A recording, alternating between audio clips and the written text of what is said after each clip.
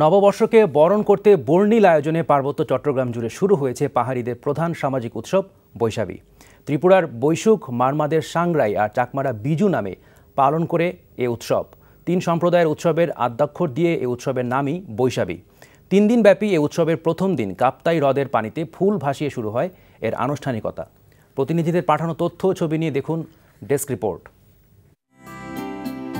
পার্বত্য চট্টগ্রামে বসবাসকারী চাকমা, মারমা ও ত্রিপুরাদের বর্ষবরণ ও পুরনো বছরকে বিদায় জানাতে প্রতিবারের মতো এবারও নববর্ষের দুদিন আগে শুরু হয়েছে বৈশাখী উৎসব।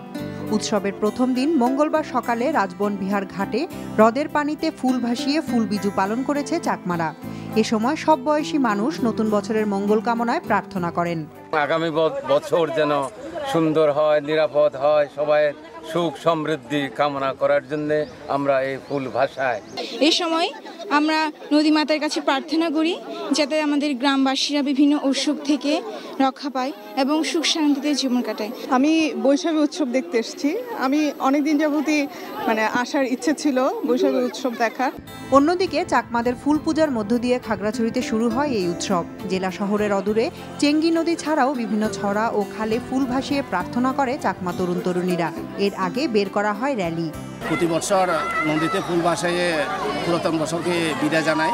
আমরা 3 দিন যাবৎ আমরা বৈশাখী অনুষ্ঠান পালন করে থাকি। প্রতি বাড়িতে গিয়ে ঘোরাফেরা করি।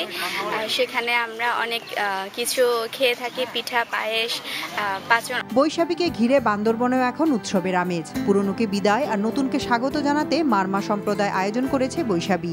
পাহাড়িদের এই আনন্দ উৎসবে যোগ দিতে স্থানীয় বাঙালিদের পাশাপাশি সমতল থেকে এসেছে বিপুল সংখ্যক আগ্রহী মানুষ। তাহমিনা তাসির, NTV নিউজ ডেস্ক।